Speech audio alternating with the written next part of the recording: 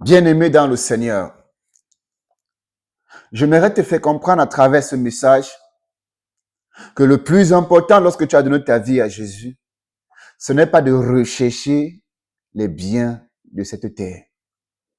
Le plus important, c'est travailler à ce que tu puisses te retrouver dans la présence de Dieu lorsque ton séjour sur cette terre sera arrivé à son terme. La Bible nous fait comprendre ceci, que si tu veux vraiment vivre Dieu, tu dois renoncer à ta propre vie, te charger de ta croix et de suivre le Seigneur. Tu ne peux pas suivre Jésus et choisir à quelle fréquence déposer certains soucis, à quelle fréquence reporter ces soucis et espérer avancer avec le Seigneur.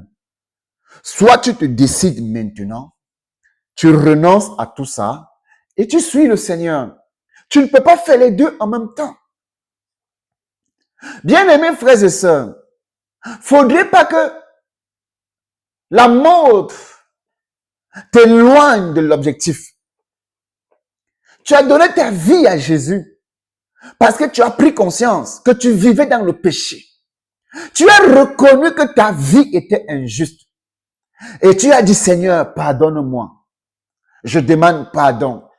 Délivre-moi. Débarrasse-moi. Mais on a l'impression qu'aujourd'hui, beaucoup d'hommes viennent à l'église comme un effet de mode. Mais j'aimerais te dire qu'aller à l'église n'est pas une affaire de mode.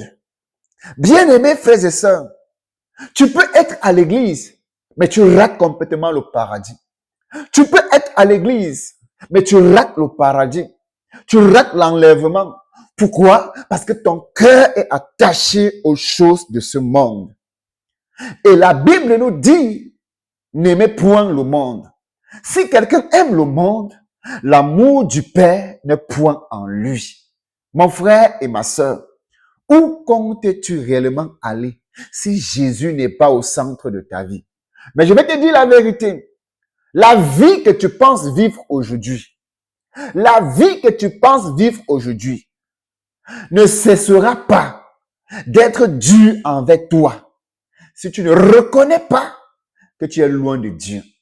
À chaque fois que tu veux vivre ta vie, tu rencontreras toujours de l'opposition.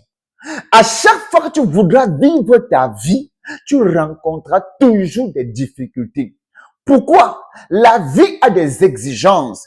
Si tu veux suivre la vie, il faut que tu te soumettes aux exigences de la vie. Si tu veux suivre Jésus, soumets-toi aux exigences de Jésus. Et les exigences de Jésus sont ceci. Renonce à ta propre vie. Prends ta croix et avance avec Jésus. Si tu veux suivre la vie te dit, ne renonce à rien, tu n'as de compte à rendre à personne, assume tes choix et fonce. Mais sauf que la vie ne te dira pas ceci comme ça. Elle te donnera des coups durs. Elle te fera fléchir les genoux. Tu seras prêt à en vouloir à tout le monde. Tu vas te séparer de certaines personnes et surtout des personnes qui étaient à tes côtés pour t'orienter, pour te ramener, pour te raisonner. La vie te dit, ce genre de personne ne t'apporte rien de bon. Alors c'est pas toi. Et la vie va te montrer une vie, elle va te miroiter une vie que à tes yeux, tu diras, oh waouh, c'est une très belle vie. Mais la vie ne te dira jamais le prix à payer. C'est que plus tu avances, plus tu rencontres les épreuves. Plus tu avances, plus tu rencontres les difficultés. Mais parce que tu es déjà à l'intérieur, tu ne peux plus faire marche arrière. Tu es obligé d'aller jusqu'au bout. Est-ce que tu te rends compte de ce que la vie est capable de faire pour te détruire?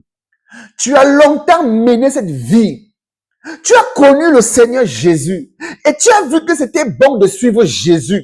Jésus t'a simplement dit, renonce. La Bible nous fait dire, nous fait comprendre, portez mon joug Car mon fardeau est lourd, est doux. Mon fardeau est doux et léger. Mon joug est doux et léger. Bien-aimés frères et sœurs, est-ce que tu te rends compte que pendant ce temps que tu es en train de mener cette double vie, le dimanche tu connais Jésus, mais en semaine c'est le monde qui t'intéresse. Le dimanche tu connais la parole de Dieu, mais le dimanche c'est la débauche qui te connaît. Le dimanche tu postes les statuts, mais en semaine tu es dans d'autres choses. Bien-aimés frères et sœurs, Dieu, Jésus n'est pas avec ces genres de personnes. C'est la séduction. Tu cries à Jésus quand tu as mal, mais quand tout va bien, tu adores le diable. Tu cries à Jésus quand tout va mal, mais quand tout va bien, tu es dans les boîtes de nuit, tu es dans les hôtels, tu es dans les auberges, tu es dans les maquis. Quand tout va bien, tu ne connais pas Dieu, mais quand tout va mal, c'est là que tu en veux à toute la terre. Pourquoi? Certaines personnes vivent aujourd'hui des situations extrêmement compliquées. Pourquoi? Ils ont connu le Seigneur Jésus. Mais après,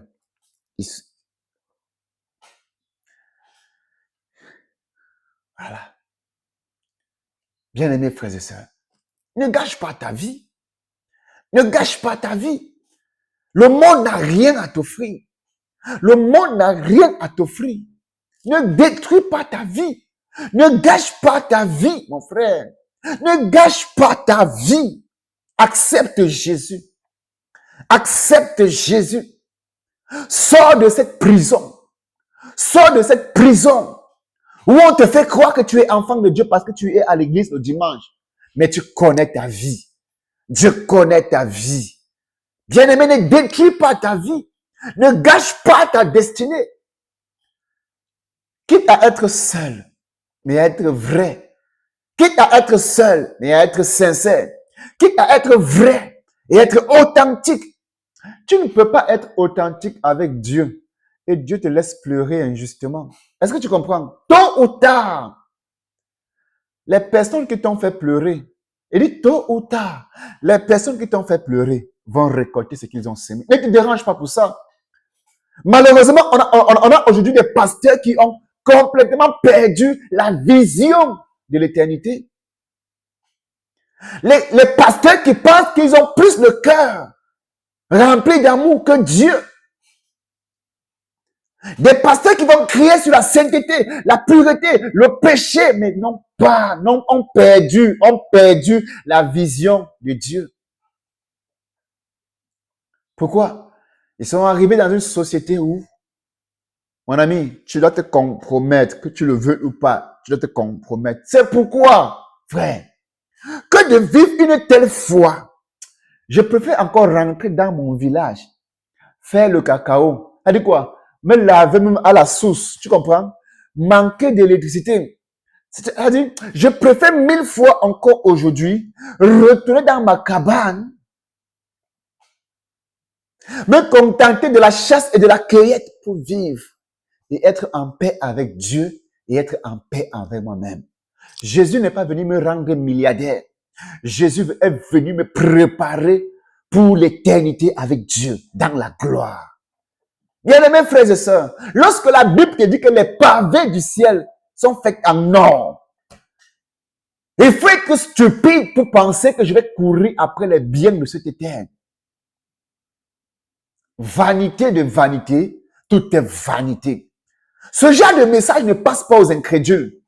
Ce genre de message ne passe pas aux impudiques qui se disent être chrétiens. Ce genre de message est difficile à entendre pour des chrétiens qui sont tellement cupides, qui courent après les biens matériels, qui veulent rivaliser avec les païens. Écoute-moi te dire, il y a une différence entre les personnes qui ont Christ en eux et des personnes qui se servent de Christ pour être vues. Mais l'onction fait la différence. Tôt ou tard, Dieu va exposer toutes ces personnes qui passent pour des chrétiens alors qu'ils ne sont pas. La Bible dit, je connais tes œuvres. Tu passes pour être une bonne personne, mais tu es faux. Bien-aimés frères et sœurs, ressaisissons-nous. Jésus revient bientôt.